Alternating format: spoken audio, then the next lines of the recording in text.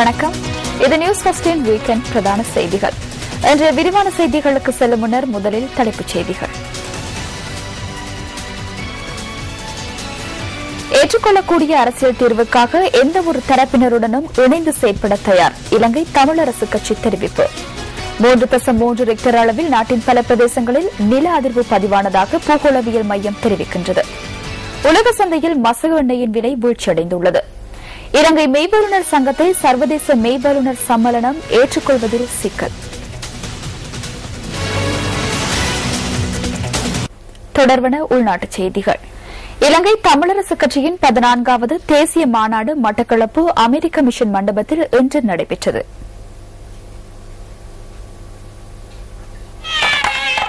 கட்சியின் தலைவரும் பாராளுமன்ற உறுப்பினருமான இரா சம்பந்தன் உள்ளிட்ட குழுவினர் ஊர்வலமாக விழா நடைபெறும் இடத்திற்கு அழைத்து வரப்பட்டனர்.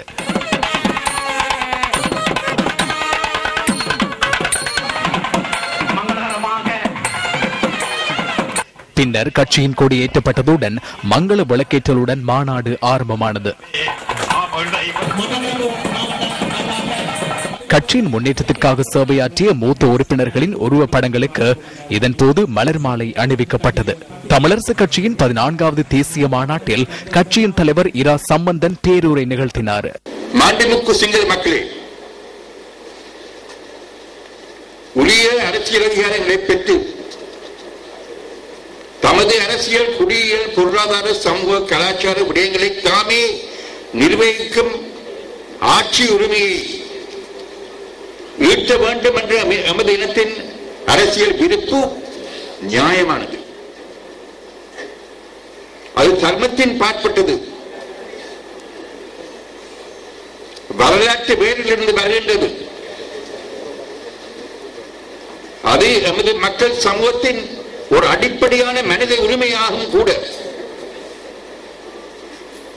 எமது அரசியல் விருப்பை அடைவதற்காக நாம் முன்வைக்கும் நிலைவானது தீர்மானது வேறு எந்த ஒரு இனத்திலும் இறையாண்மையை கேள்விக்கு உட்படுத்தாது. ஏற்றுக்கொள்ளக்கூடிய நியாயமான அரசியல் தீர்வினை பெறுவதற்கு எந்த ஒரு தரப்பினருடனும் இணைந்து செயற்பட தயார் எனவும் அவர் கூறினார். ஒருமித்த இலங்கை என்ற அரசமைப்புக்குள் ஒரு தீர்வு வேண்டும் என்பதே நம்முடைய தெளிவான கோரிக்கை. அத்தகைய தீர்வொன்றை காண்பதிலேயே நாங்களும் உறுதி பூண்டுள்ளோம். அந்த தீர்வானது நியாயமானதான, எம்மால் ஏற்றுக்கொள்ளப்படத்தக்கதான, நடைமுறை சாத்தியமானதான, நின்று நிலைக்கக்கூடியதான பொறிமுறைகளுடன் உருவாக்கப்பட வேண்டும். அத்தகைய ஒரு தீர்வை உருவாக்குவதற்கு, அத்தகைய ஒரு தீர்வை உருவாக்குவதில் உறுதிப்பாடுள்ள எவருடனும் இணைந்து பக்குவமாக பணியாற்றவும் ஒத்துழைப்பை வழங்கவும் நாங்கள் தயாராகவே உள்ளோம். இறுதிக்கட்ட யுத்தம் தொடர்பாக சுயாதீன சர்வதேச விசாரணை நடத்தப்பட வேண்டும் எனவும் இரா சம்பந்தன் வலியுறுத்தினார். அந்த போர் நடத்தப்பட்ட விதத்திலும் அந்த போரில் நடந்த ஏனைய நிகழ்வுகளிலும் சர்வதேச மனித உரிமை சட்டங்களும் சர்வதேச மனிதாபிமான சட்டங்களும் மீறப்பட்டுள்ளதாகவே கருதப்படுகின்றது. இவை தொடர்பாக சுயமான, சுதந்திரமான, நீதியான விசாரணைகள் நடத்தப்பட்டு அந்த போர் நடத்தப்பட்ட விதம் தொடர்பான உண்மைகள் கண்டறியப்பட்டு வெளிக்கொணரப்பட வேண்டும் என்ற கருத்து இப்போது அனைத்துலக மட்டத்தில் ஏற்றுக்கொள்ளப்பட்டுள்ளது.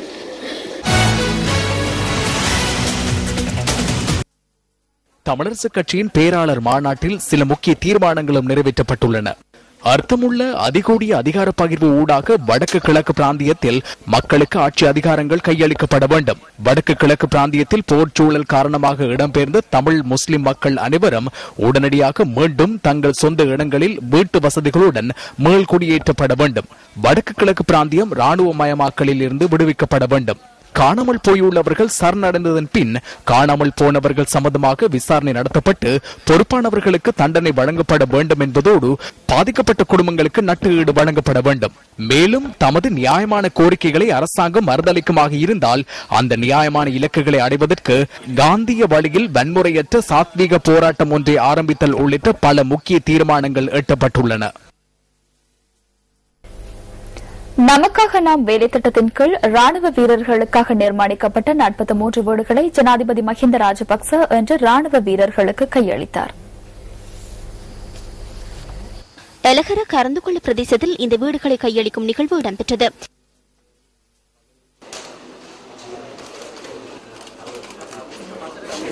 ஏனைய வீடுகளை வழங்கும் நிகழ்வு பொலனர்வை பக்கமுன மகசின் மத்திய மகா வித்தியாலயத்தில் இடம்பெற்றது. உயிர் தியாகம் செய்த அங்கவீனமுற்ற மற்றும் தற்போது சேவையில் உள்ள இராணுவ வீரர்கள் மற்றும் அவர்களின் குடும்ப உறவினர்களுக்கு இதன்போது வீட்டு உபகரணங்களும் வழங்கப்பட்டன. நமக்காக நாம் வேலை திட்டத்தின் கீழ் இதுவரையில் 220க்கும் அதிகமானோருக்கு வீடுகள் வழங்கப்பட்டுள்ளதாக ஜனாதிபதி ஊடகப் பிரிவு தெரிவித்துள்ளது.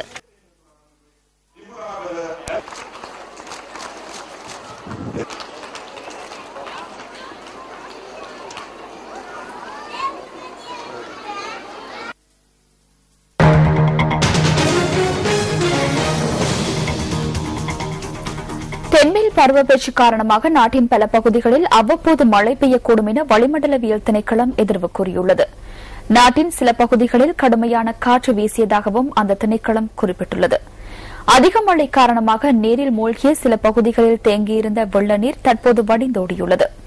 எனினும் பிட்டிகல வட பிட்டிகல வீதியில் தற்போதும் வெள்ள நீர் தேங்கி நிற்பதனால் பிரதேசத்தின் வாகன போக்குவரத்துக்கு பாதிப்பு ஏற்பட்டுள்ளது.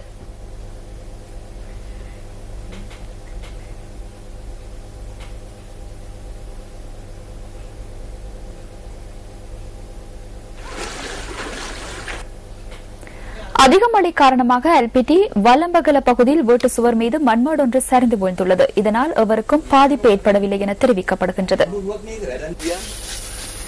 காலி எல்பிடி பிட்டிகல பகுதியில் வெள்ளத்தில் சென்ற இளைஞர் ஒருவர் நீரில் மூழ்கி உயிரிழந்துள்ளார். மழை காரணமாக நீர் நிரம்பி காணப்பட்ட வயல் நிலத்தில் தனது நண்பர்களுடன் வெள்ளத்தில் சென்ற போதே இந்த சம்பவம் நேர்ந்துள்ளது. பிட்டிகல இந்தி பலேகொட மகா வித்தியாலயத்தின் 13ஆம் தரத்தில் கல்வி பயின்ற ஹனில்க லக்ஷான் என்ற இளைஞனை சம்பவத்தில் உயிரிழந்துள்ளார். நபர் ஒருவரை தாக்கிய சந்தேகத்தின் பேரில் ஐக்கிய தேசிய கட்சியின் பாராளுமன்ற உறுப்பினர் துனேஷ் கங்கந்தவை கைது செய்வதற்கு 2 போலீஸ் குழுக்கள் ஈடுபடுத்தப்பட்டுள்ளதாக போலீஸ் ஊடக பேச்சாளர் போலீஸ் அத்தியட்சகர் அஜித் ரோஹன குறிப்பிட்டார். கொள்ளுப்பிட்டி ஹோட்டல் ஒன்றில் நேற்றிரவு இந்த தாக்குதல் சம்பவம் இடம்பெற்றதாக அவர் தெரிவித்தார். தாக்குதலில் படுகாயமடைந்த 41 வயதான வர்த்தகர் தேசிய வைத்தியசாலையில் அனுமதிக்கப்பட்டுள்ளதாக போலீஸ் ஊடக பேச்சாளர் கூறினார். நேற்றிரவு வைத்தியசாலையில் அனுமதிக்கப்பட்ட குறித்த நபர் இன்று நண்பகல் வைத்தியசாலையிலிருந்து காணாமல் போனதாக தேசிய வைத்தியசாலையின் திடீர் விபத்து பிரிவின் பணிப்பாளர் டாக்டர் பிரசாத் ஆரியவங்ச குறிப்பிட்டார். டிஎஸ் சேனநாயக்க கல்லூரியின் ஸ்தாபகர் RIT அலசின் நல்லாசி வேண்டி கலனி ரஜமகா விகாரையில் நேற்று விசேட பூஜைகள் இடம்பெற்றன.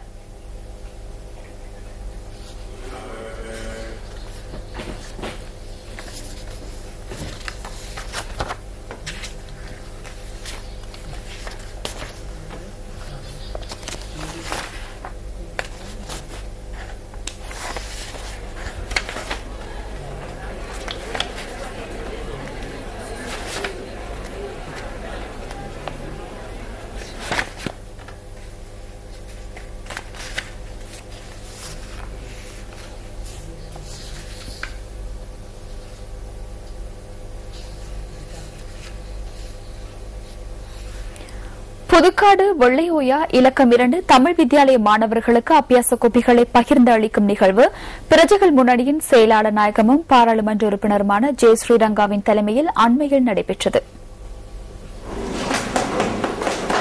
நுவரெலியா மாவட்டத்தின் ஹட்டன் கல்வி நிலையத்திற்குட்பட்ட புதுக்காடு வெள்ளையோயா இலக்கம் 2 தமிழ் வித்தியாலயத்திற்கு பிரஜைகள் முன்னணியின் செயலாளர் நாயகமும் பாராளுமன்ற உறுப்பினருமான ஜே ஸ்ரீரங்கா அண்மையில் விஜயம் செய்திருந்தார்.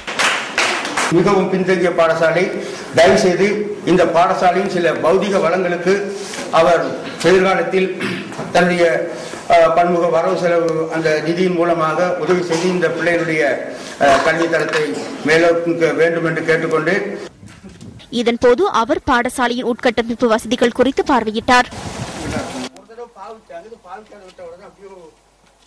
அதனைத் தொடர்ந்து கல்விக்கு முதன்மை வேலை திட்டத்தின் கீழ் வெள்ளையோயா இலக்கம் 2 தமிழ் வித்தியாலய மாணவர்களுக்கு பாராளுமன்ற உறுப்பினர் ஜெய் ஸ்ரீலங்காவினால் அபியாச கோப்பிகள் பகிர்ந்தளிக்கப்பட்டன.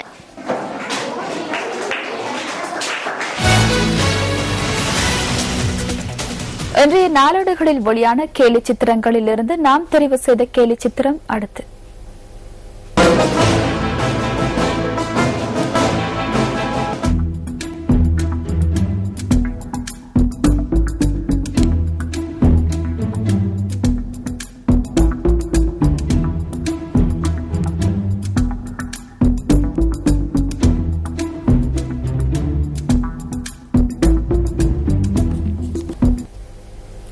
விளம்பரங்களின் பின்னர் நியூஸ் ஃபர்ஸ்டின் வீக்கெண்ட் பிரதான செய்திகள் தொடரும்.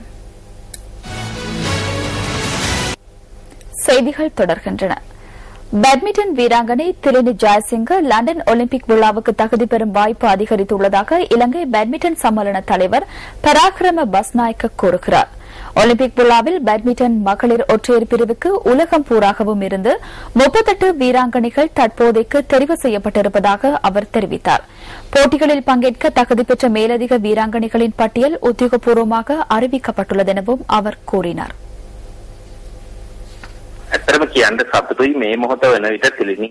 திலினி ஜெயசிங்க தற்போதைக்கு மேலதிக 3 வீராங்கனைகளின் உத்தியோகபூர்வ பட்டியலில் 3ஆம் இடத்தில் இருக்கிறார் என்பது மகிழ்ச்சியுடன் தெரிவிக்கக்கூடிய ஒன்றாகும்.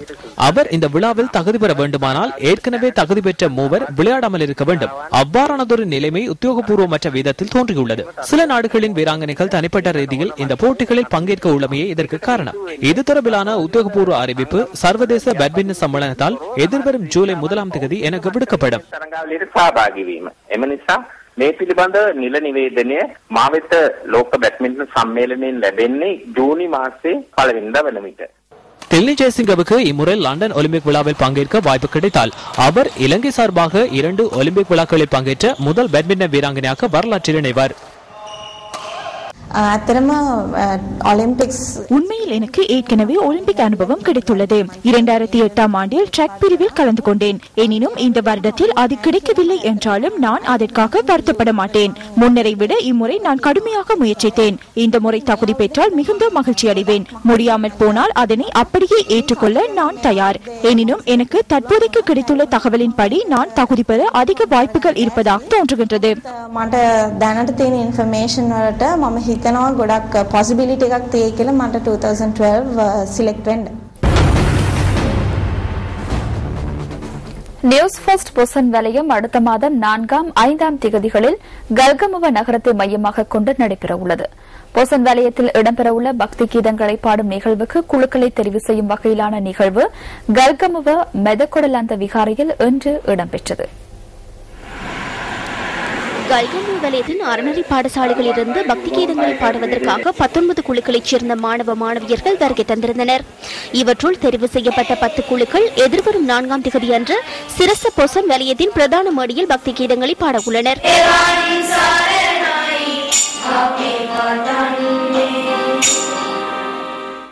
இந்நிகழ்வை முன்னிட்டு கல்கமுவ வலயத்தில் அறநெறி பாடசாலைகளுக்கு இடையில் விவாத போட்டிகளும் இடம்பெற உள்ளன.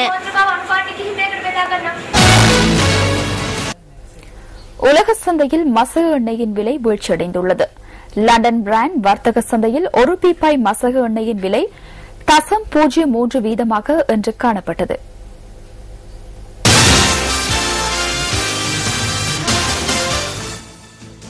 லண்டன் நேரப்படி காலை 6 மணி அளவில் அந்நாட்டு பிரெண்ட் வர்த்தக சந்தையின் 1 பீப்பாய் மசகு எண்ணெயின் விலை $106.80 காணப்பட்டது.